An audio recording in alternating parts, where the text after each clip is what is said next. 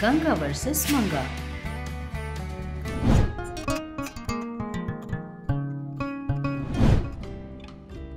एक दिन चंद्रकांता घर में टीवी देख रही थी। उसमें दो बिजनेस टाइकून कैसे पैसे कमाए जाएं ये बता रहे थे, जो सुनकर चंद्रकांता खुद में खुद सोचती है, अच्छा, बिना दिमाग वाले लोग अच्छे से ही कमा रहे हैं और बहुत दिमाग होने पर भी मैं बिना कुछ किए घर में बैठी हूँ। भगवान, प्लीज भगवान, कुछ न कुछ करके मुझे पैसे दे दो। इस तरह बिना टैलेंट वाले को इतना सब कुछ दे रहे हो, ऐसे टैलेंटेड मुझे देने के लिए किस लिए सोच रहे हो? कहते हुए खुद में सोच रही थी, तभी फोन में एक मैसेज आता है। तब चंद्रकांता उस मैसेज में ना जाने क्या आया होगा सोचकर ओपन करके पढ़ती है। हाय जी, कंग्रेचुलेशंस, आपको कोका कोला कंपनी से 5 करोड़ की लॉटरी लगी है। मैसेज आता है जो पढ़कर चंद्रकांता शॉक्ड हो जाती है और ऐसा सोचती है, ये कोई सपना है या सच है? मुझे 5 करोड़ की लॉटरी लगी है। सोचकर उस मैसेज को फिर से पढ़ती है। ये सपना है सोचकर खुद को चिमटी काट कर देखती है। तब ऐसा सोचती है, ये सच है। हाँ, इतने दिनों बाद मेरी किस्मत खुल गई, मेरे खेतों में पौधे निकल आए हैं। जय साईं राम, कितना आनंद हो रहा है। सोचते हुए कूद रही थी। इतने में वहाँ सूर्यकांता पहुँच जाती है और कूदते हुए चंद्रकांता को देखकर ऐसा कहती है, क्यों रे, पागल हो गई हो क्या, ऐसे कूद रही हो? तब चंद्रकांता अपने मन में ऐसा सोचती है, अरे बाप रे, मेरी सासू माँ को इसके बारे में नहीं बताऊंगी। बताए तो फिर से मेहनत किए बिना आई वस्तुएं अच्छी नहीं होती कहकर फिर से क्लास लेगी। लॉटरी कैंसिल भी कर सकती है। उन पैसों के आने तक बिना बताए रहना अच्छा होगा, सोचती है। जो देखकर पूछ रही हूँ ना, जवाब दिए बिना क्या सोच रही हो? क्या बात है? क्या सासू माँ, मैं घर में थोड़ी देर खुशी से डांस नहीं कर सकती क्या? बोलो, जब देखो मुझे कुछ न कुछ कहती हो। वही तो, तुम्हारी खुशी का कारण क्या है पूछ रही हूँ। अब बस करो सासू माँ, बस। सिर्फ 1 महीने में मैं क्या हूँ आपको दिखाऊंगी। चंद्रकांता का टाइम आ गया सासू माँ, टाइम आ गया। कहते हुए वहाँ से चली जाती है, जिस पर सूर्यकांतम खुद से कहती है, क्या हुआ इस लड़की को, आज ऐसे बात कर रही है? कोई ज्योतिष आकर महीने में अमीर बन जाओगी कहा क्या, इसीलिए इतनी खुश है? इस बुद्धू को अभी नहीं पता चलेगा, कोई भी कुछ भी फ्री में नहीं देता। सोचती हुई कोई चारा ना होने पर अपना काम कर रही थी। लॉटरी आने की खुशी में चंद्रकांता चीनी वाली सुजाता को लॉटरी के बारे में बताती है, जो सुनकर सुजाता क्या 5 करोड़ कहते हुए चक्कर खाकर गिर जाती है।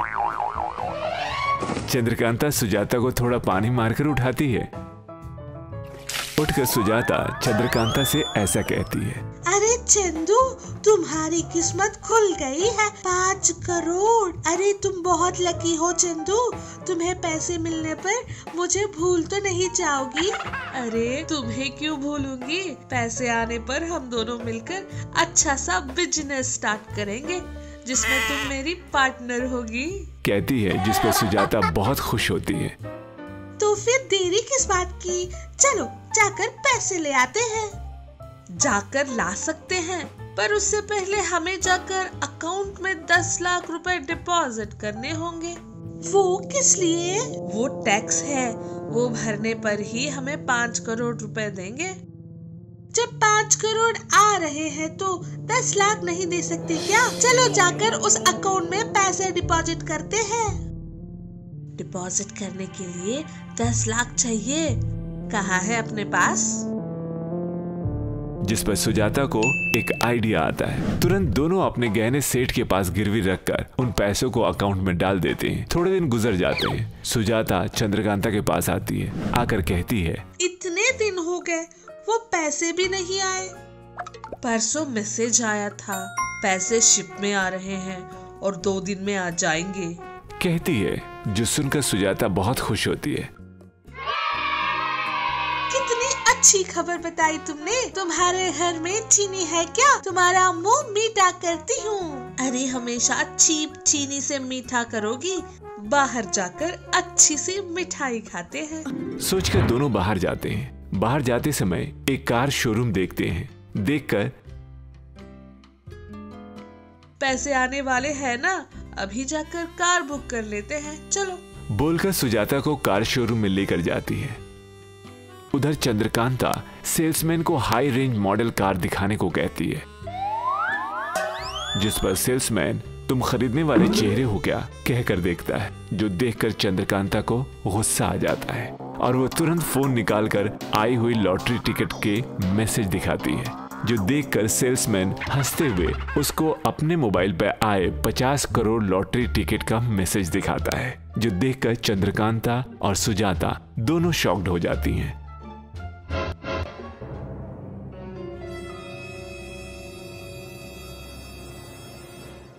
अम्मा, ये फेक मैसेजेस हैं। वो ऐसे मैसेजेस भेजकर सभी को धोखा देते रहते हैं। आप लोगों को थोड़े पैसे भी डिपॉजिट करने के लिए कहा होगा, है ना? कहता है, जिस पर वो दोनों सच में कहकर सिर हिलाते हैं। तुम्हें देखकर बहुत दया आ रही अम्मा, फिर भी सोचो जरा, कोई अपने स्वार्थ के बिना किसी को पैसे क्यों भेजेगा? कहता है, जो सुनकर वो दोनों शॉक्ड हो जाती हैं और कोई दूसरा चारा ना होने पर रोते हुए सूर्यकांतम के पास जाकर सब बताते हैं। इसकी बातों को सुनकर मेरे पास जो भी गहने थे गिरवे रखकर पैसे भरे, अब मेरी परिस्थिति क्या होगी? रोते हुए बताती हैं, जो सुनकर, अरे बाबा, पहले तुम रोना बंद करो, इसीलिए मैंने तुम्हें पहले ही बताया था, मेहनत किए बिना आए हुए पैसे अच्छे नहीं होते। ठीक है, अब तो समझ आया। कहते हुए अपने मैजिक से उस धोखेबाज को पकड़ लेती है और अपने अपने पैसे उन्हें दिलवा देती है। उस धोखेबाज को सबक सिखाकर उसे जेल भेज देती है। सुजाता, चंद्रकांता दोनों वापस आए पैसे को सेठ को वापस करके अपने गहने वापस ले लेती हैं। इतना बड़ा धैर्य का काम करने पर सभी लोग सूर्यकांता को थैंक्स कहते हैं।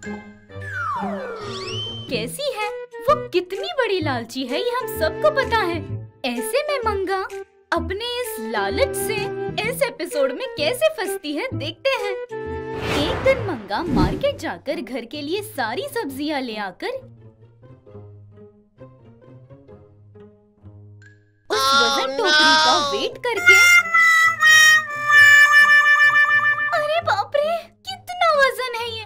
हाँ ठीक है, अभी यहाँ से अगर ऑटो में घर जाऊंगी तो वो ऑटो वाला बहुत पैसे लेगा। वैसे भी सुख का क्या मतलब होता है, अच्छे से एक लग्जरी कार में आकर ऐसे कार पार्क करके सब्जियाँ लेकर बस जाना चाहिए, नहीं तो चुपचाप आकर चुपचाप सब्जियाँ लेकर चुपचाप निकल जाना चाहिए। उतना ही, लेकिन ये रिक्शे के लिए रुकना, भाव तोल करना, बाप रे, ऐसी मिडिल क्लास हरकतें तो बिल्कुल नहीं। ऐसे सोचकर इतना वजन उठाकर रोड पर चल रही थी वो। रास्ते में एक जगह पर एक कॉस्टली स्मार्टफोन नीचे गिरा हुआ था। वो देखकर मंगा, हाय मोबाइल फोन, ना जाने किसकी जेब से गिरी है, किसी के देखने से पहले इसे झट से ले लूंगी। ऐसे सोचकर यहाँ वहाँ देखकर कोई उसे नहीं देख रहा ये जानकर ऐसे झुककर मोबाइल फोन लेकर हाथ में लेकर भागते हुए आगे जाती है। उस फोन को देखते हुए, हाय बड़ा महंगा फोन लग रहा है ये। छठा, आज का दिन तो मेरे लिए बड़ा ही खास है। देखा ना, मेरे लालच ने मुझे इतना अच्छा फोन दिला दिया। अगर ऑटो में गई होती तो ये फोन मुझे मिलता क्या? ऐसे सोचकर खुश होते हुए घर जाती है। घर जाते ही बहुत खुशी से अपनी सास गंगा से, सासू माँ सब्जियाँ लेकर आते समय मुझे रास्ते में ये फोन मिला, देखो तो कितना अच्छा है। कैसी हरकत है ये, रोड पर जो भी मिला वो ले आना अच्छी बात होती है क्या? जाकर उसे पुलिस स्टेशन में दे आ। बेचारा, ना जाने किसकी मेहनत की कमाई है। अरे ये क्या बात हुई सासू माँ, मेहनत की कमाई को संभाल कर रखना चाहिए, ऐसे फेंकते हैं क्या? वैसे भी ये फोन मुझे मिला है, मैं ज्यादा लकी हूँ इसलिए अब जल रही है मुझसे। ऐसे अपनी सास को ये बात कहकर वो अंदर चली जाती है और उस दिन से उस फोन को देखकर बहुत ज्यादा खुश हुआ करती। ऐसे 2 दिन गुजरने के बाद एक दिन सासू माँ कोई नामकरण के फंक्शन पर जाते हुए मंगा से, मंगा, ए बहू कहाँ है रे? और कहाँ रहूंगी, रसोई घर में बर्तन धुलना, खाना बनाना, कुकर में पक रहे दाल की तरह रसोई घर की गर्मी में तपना, यही तो होती है ना बहू की जिंदगी। ऐसे एकदम भारी भरकम सेंटिमेंटल डायलॉग्स मारती है। वो सुनकर गंगा, हाँ हाँ ठीक है, तू क्या काम करती है मुझे नहीं पता, पहले मुझे ये बता तू कितने बजे उठी सुबह, टक से बता। बोल दिया सासू माँ। फालतू हरकतों में तो माहिर है तू। ठीक है लेकिन मैं वो रमना के घर नामकरण पर जा रही हूँ, घर का ख्याल रखना, यहाँ वहाँ नहीं जाना। ऐसे कहते ही मंगा अंदर ही अंदर, हाँ, जैसे कि इतने से समय में कोई हमारा घर खरीदने आएगा और मैं बेचकर चली जाऊंगी, अच्छे से ही देखूंगी। क्या हुआ, कुछ समझ आया या नहीं? ऐसे मुंह में ही क्या बड़बड़ा रही है? ठीक है, तेरे साथ तो हमेशा रहना है, जाकर आती हूँ।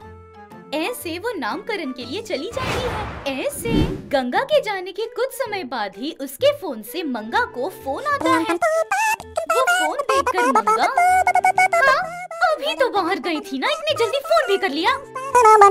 हेलो सासू माँ, बोलिए। ऐसे कहते ही सासू माँ मंगा से बात किए बजाय किसी और से बात कर रही बातें सुनाई दे रही थी। ये जो मेरी बहू है ना, 1 नंबर की निकम्मी लड़की है ये, हमेशा लालच के पीछे ही ये लड़की पड़ती रहती है। ऐसे ही देखते देखते एक दिन अकल ठिकाने लगाऊंगी मैं। बाप रे सासू माँ, फोन गलती से मुझे लगा है इस बात से अनजान, किसी और को मेरे बारे में इतना कुछ कह रही है। घर आइए, आपको सबक सिखाती हूँ, ऐसे सोचती है। ऐसे ही एक और दिन गंगा बाहर जा रही हूँ ऐसे कहकर उसके जाने के बाद फिर से मंगा को फोन आता है। फोन उठाकर सुनने पर फोन पर गंगा की आवाज सुनाई देते हुए उसकी बहू को डांटते हुए उसकी निंदा करते हुए सुनाई देता है। तब मंगा, अरे ये क्या, सासू माँ घर पर रहती है तो अच्छे से बात करती है,